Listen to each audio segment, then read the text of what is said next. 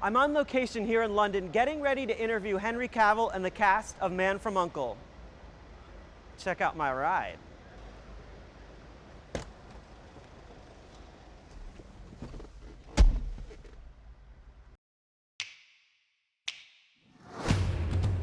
Are they still following us?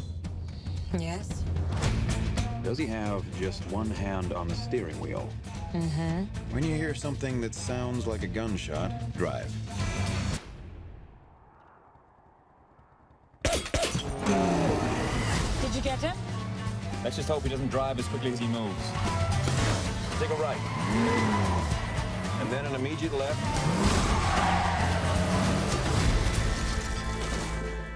Now what?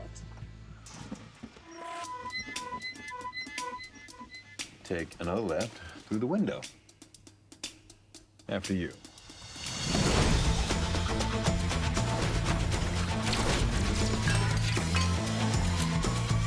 Okay.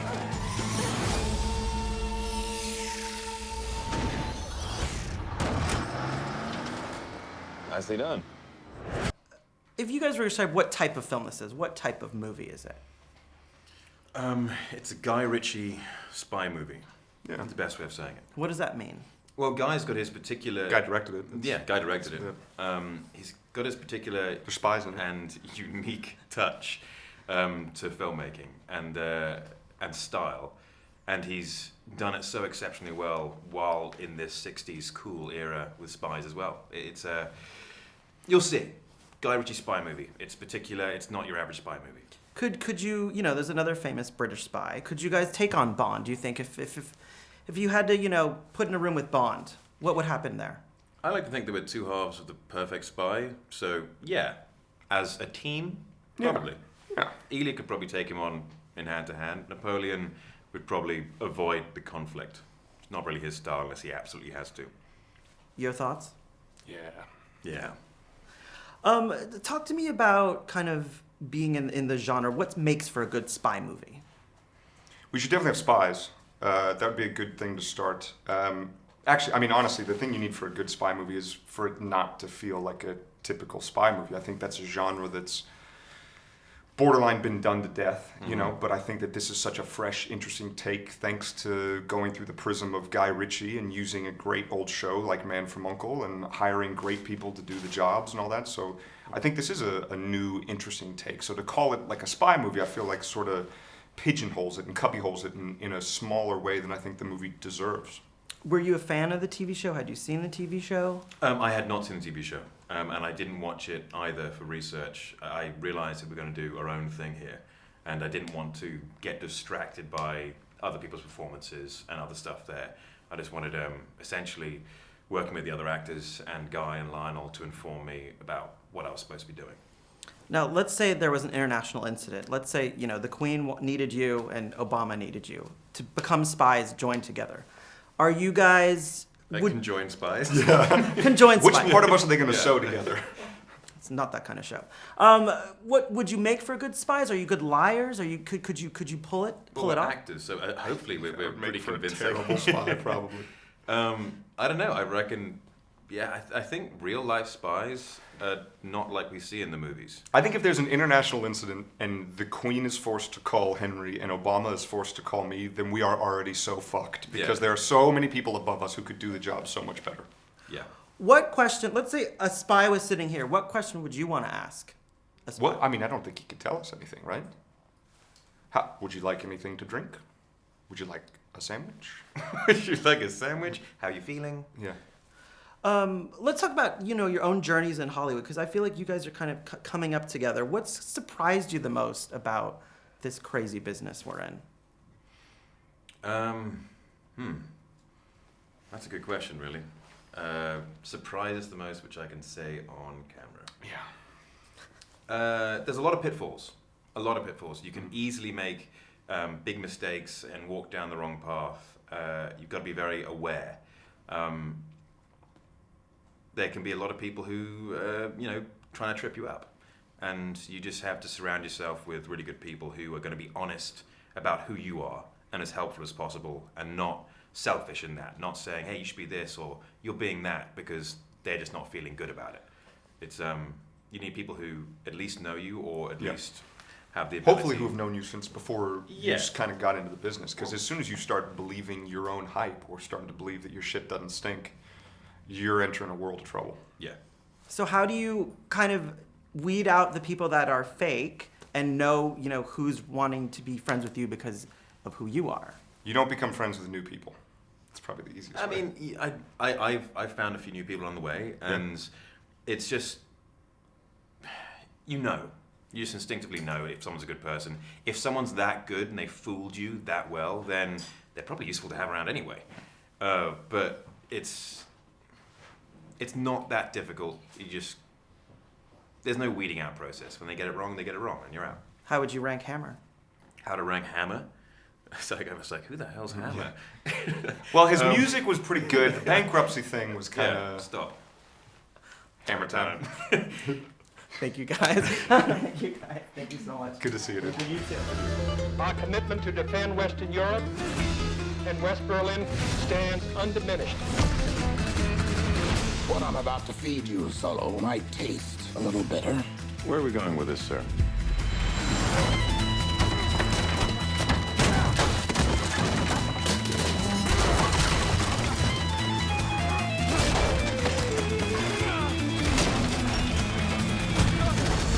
Убивай своего нового партнера в первый же день. What does that mean? He said, don't kill your partner on your first day. I know what he said. What does it mean? This is the most dangerous time in our history. We recently discovered an international criminal organization with an atom bomb. We have no choice but to work together on this. You ought to investigate Victoria Vinciguerra. America teaming up with Russia. That doesn't sound very friendly.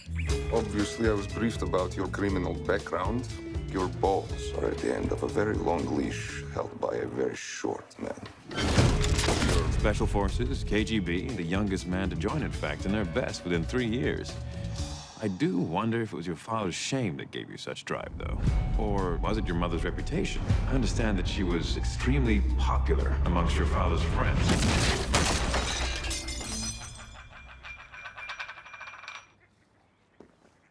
See you tomorrow. Okay, so first, were you guys familiar with the TV show? Were you fans of the TV show? Funny enough, I grew up with it in a way. In Sweden, where I grew up, it used to run in late afternoons, and my dad liked the series, so I used to see it with him a few times. But then I think both of us kind of chose not to see it on beforehand when we started to shoot the film, because we knew it was going to be quite different with Guy's take on it. But it would be fun to see it now. Could you make for a good spy? Could I trust you to solve an international incident? Well, yes, look, I'm very trustworthy. You much prefer to be the villain. Whether or not I could solve it, but I would much prefer to be the villain, yeah. How about you? Could I trust you to be, would you be a good spy? I wish. I would love to be wearing a lot of the cool gadgets that we have in this film. I love that nowadays when we have those kind of little tech things that you can't even really see because they're so small. I love that it's like big pieces of actual, tools that they need to use in this film. Would you be a good spy? No. Why? I wouldn't want to get dirty. But you see this film, they don't really get dirty. They have a lot of style and super chic. So I want to. Okay, let's talk about that. How is it that you two wear these like amazing clothes and the guys don't get dirty? They wear suits. How is that? Why is that? The magic of cinema. No, it's a Guy Ritchie film. Everyone's like super cool. Yeah. You don't get dirty in a Guy Ritchie film. Why is that? I think it's part of his style, me personally, I have a different sort of journey in this film. I play the villain, and I play a villain who's very self-enterprising, but she does not get her hands dirty. She literally has nothing to do with the evil sort of she's creating. She creates chaos and then watches it. It's sort of like it's her entertainment, And I feel like actually the one scene when somebody gets dirty, it's the boys when they kind of go into that dirty bathroom and have a big fight. And I heard, and that's also part of Guy Ritchie, he was like, if it's a real fight, he don't want it to be like staged in the same thing. I think we're quite used to those big franchise movies when everything's like perfect and every do a kick and all, it's all very choreographed. And he just wanted to get down. It was like, well, if it's a bar fight, it's a bar fight. So if someone trips over or, you know, rolls around weirdly on the floor, you know, go with it.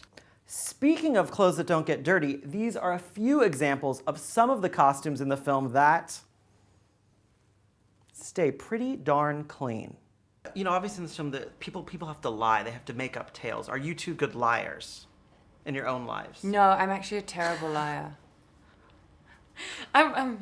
Wait, do you believe me or not? No, I'm actually a really dreadful liar.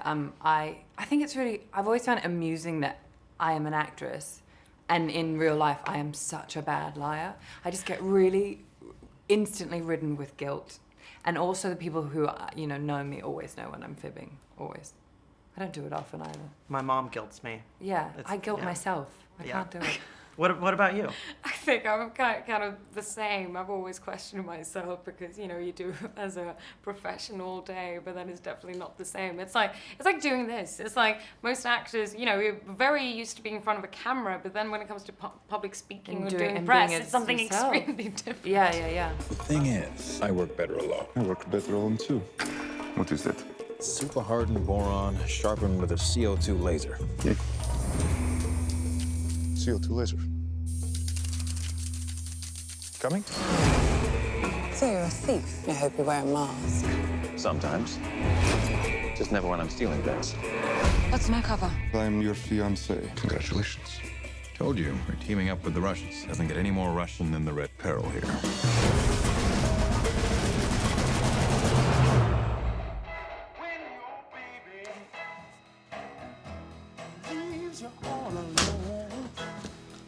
Don't you make me put you over my knee.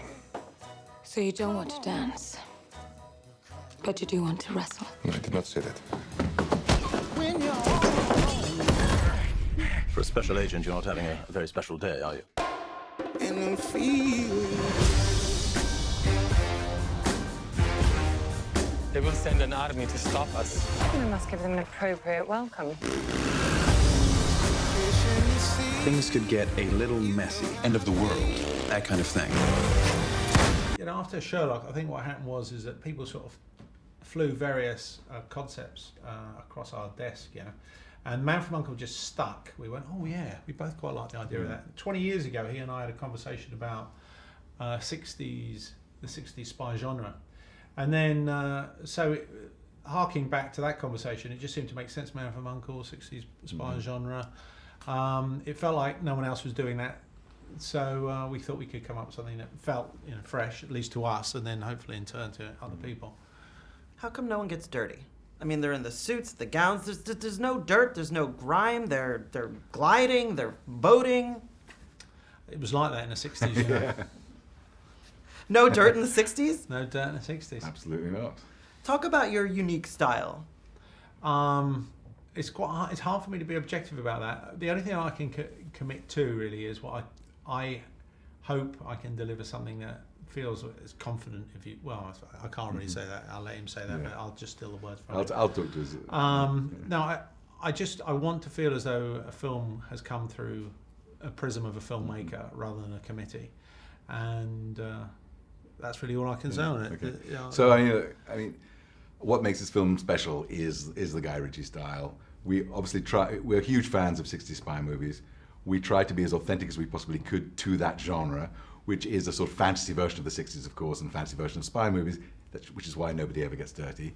And but the reason it feels modern, the reason it has a certain something to it that, while it still feels like a 60s movie, it also feels like a movie for modern audiences, really down to him and his instincts for turning things on their head, taking something that, yes, it's familiar, but somehow it's done in just a slightly different way. It's got a slightly different twist on it, and that's what I think makes this special and why it works. And he was constantly pushing to be bold about choices, you know, to have an action scene where your hero is eating a sandwich throughout most of the action scene. Things like that, I think, are very much, it's all about him, really, and his style. Could these guys compete with Bond if you threw them all in a room? Who do you think would win? The thing is, they're not really in the same genre, are they? No. I mean, you're beguiled by the fact that it's in the spy genre, but they don't occupy the same space. So I'm afraid Bond would lose. Yes.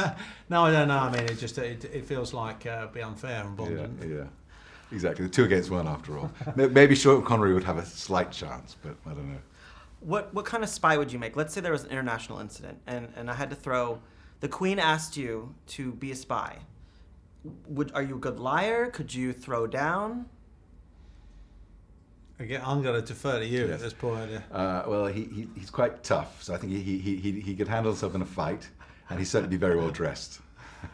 Are you well dressed all the time? No, I'm not. I don't really know what he's talking about. I fancy the idea that how I'd like to dress and the practical realities of life mean the two very different things. I'd like to dress well, but by the way, it's harking back to our original conversation. You used to see me when I turned up this morning. Gradually, I'm peeling off. Let's talk about, obviously in spy movies we love gadgets, we love the cars. What kind of gadgets and cars get your goat? Do you get kind of excited about? I'm not a gadget man, actually. Outside of the iPhone, that's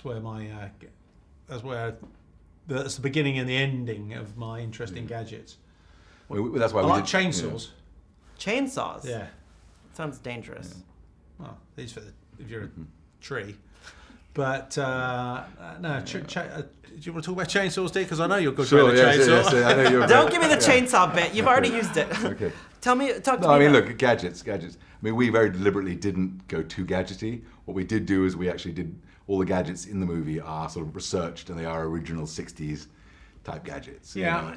Also, that was the inception of the gadget. Yeah, this film is about really the inception of gadgets when a recording device was the size of that camera, and everyone thought that was terribly clever. I mean, gadgets have just become.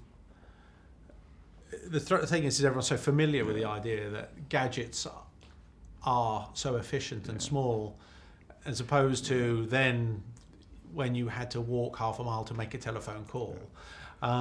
It's all wireless now. It was the inception of gadgets. Let's talk about your little journey in Hollywood, because this is, you've been around for a few years now. What's kind of surprised you the most about going through this journey, but also being successful enough to continue to work in the business? Well, that's a challenge in itself, isn't it? It's about 20 odd years, I think, I've been knocking around now. And have you ever ups and your downs, and then you can look back in some retrospective way, going, "Oh, I see why that worked, and I see why that didn't work." And somehow you have to strike a ground where you feel as though you can entertain others and keep yourself simultaneously entertained. And that's really, and as long as people are interested in what it is that. By the way, I think there's a correlation that as long as you can try stuff that feels fresh to you, that hopefully simultaneously people also find it. So, having been an executive and a producer, you've been on both sides. Sure. Is Hollywood different now than when you first started? Is it more commercial? Are they more interested in making the money versus quality versus content? What's that dichotomy? Well, we can have a long conversation about the history of the movie business and the motivations of the studios over the years. I think what's changed is the world and the audience and the amount of other opportunities out there in terms of video games, in terms of television, cable, in terms of little devices that you can do things on, iChats, all that kind of stuff, Instagram. And so in order to compete, Hollywood, I think, increasingly has to rely on branding and also on spectacle. It's a new dawn, it's a new day, it's a new love.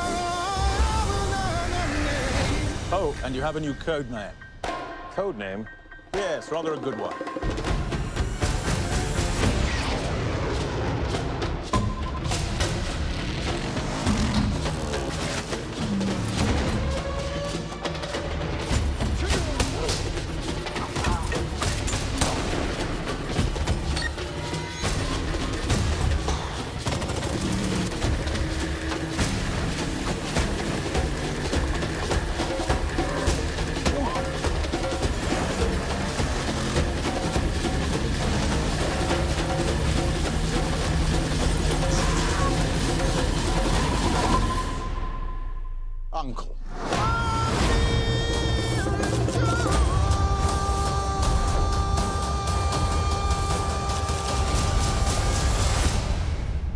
How's that for entertainment?